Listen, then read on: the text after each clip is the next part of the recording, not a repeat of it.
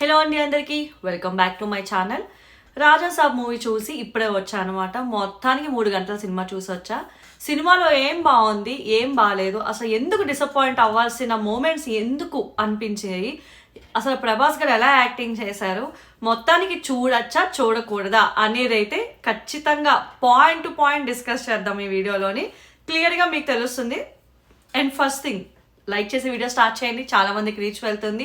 And like share and subscribe my channel. చాలా మంది subscribe చేయకుండా నా వీడియోస్ని చూసినా సబ్స్క్రైబ్ చేసి చూడండి, మంచిగా రీచ్ పెరుగుతుంది. ఫస్ట్ స్టార్ట్ చేసేద్దాం. స్టార్టింగ్ పర్వాలేదు, కొంచెం ఇంట్రెస్టింగ్గా తీసుకెళ్లేలాగా మూవీ స్టార్ట్ అయినప్పటికీ ఒక ఇంట్రడక్షన్ సాంగ్ వచ్చింది. Okay, that is also good. ఏదైతే మూవీలోని మైనస్ అని చెప్పుకోవచ్చో అది హీరోయిన్స్ అండి. నా ఛానల్లో నేను ల్యాగ్ చేయను, నేను ఉన్నది చెప్పేస్తాను. 20 నిమిషాలు 30 నిమిషాలు వీడియోలు పెట్టి రివ్యూ చేయను. సింపుల్ షార్ట్ అండ్ స్వీట్ ఉంటుంది.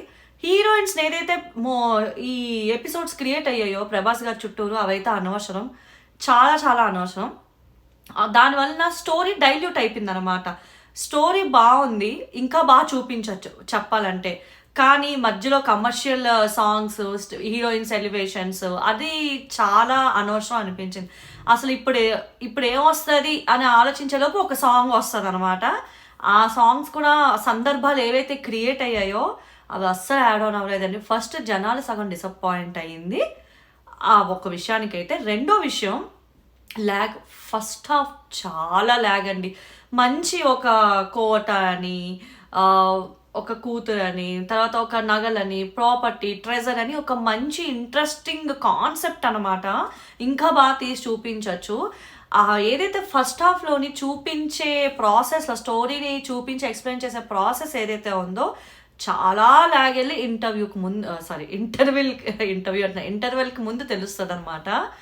అది కూడా ఒక సింపుల్గా తగ్గొట్టారు, దాన్ని ఇంకా బాగా చూపించవచ్చు. ఏదైతే ల్యాగ్ చేయకూడదో అక్కడ ల్యాగ్ చేశారు, ఏదైతే బాగా ఎక్స్టెండ్ చేసి చూపించచ్చో అదేంటంటే సింపుల్గా స్టోరీని తగ్గొట్టేశారు. సరే, అక్కడతో ఫస్ట్ హాఫ్ పక్కన పెడదాం. సెకండ్ హాఫ్ పర్వాలేదు, కొంచెం బాగానే వెళ్ళింది అని. స్టార్టింగ్ పర్వాలేదు, బాగానే వెళ్తుంది. జనాలందరినీ తీసుకొస్తూ ఉంటారు, వీళ్ళు బయటకు వెళ్ళలేకపోవడం, అది కూడా బాగానే చూపించారు. ఎంతమంది కామెడీ యాక్టర్స్ని పెట్టారో వాళ్ళందరితో న్యాయం చేయించలేకపోయానని చెప్పచ్చు. హారర్ సెగ్మెంట్స్ పర్వాలేదు, కొంచెం హారర్ ఏమంటారు, భయపడేలాగా కొన్ని ఉన్నాయి. టూ స్కేరీ అని చెప్పను, భయపడేలా ఉన్నాయి, అదైతే చెప్పుకోవచ్చు అనమాట.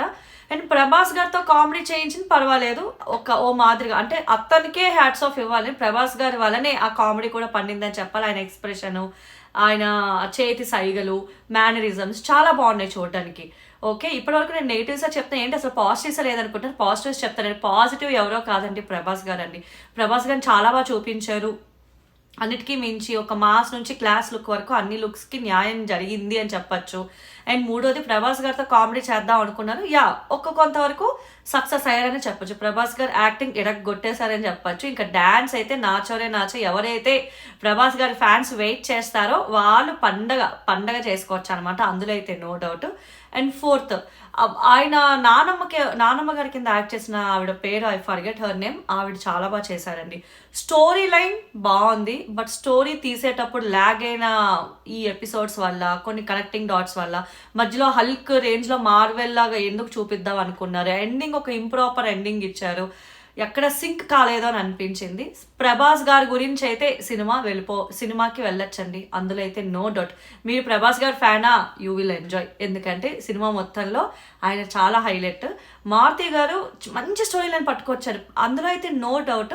కానీ ఎక్కడో ఈ కమర్షియల్ సెగ్మెంట్స్ వల్ల సినిమా చాలా మందికి ఓకే గాను, లేదా డిసప్పాయింటెడ్ గాను అనిపించవచ్చు. ఎందుకంటే చాలా మంది రాజాసాబ్ మూవీ ఎప్పుడు వస్తుందని వెయిట్ చేస్తూ ఉంటారు కదా, అక్కడ వెయిట్ చేసే జనాలకైతే మాత్రం కొంచెం ఓ మాదిరిగా అనిపించవచ్చు.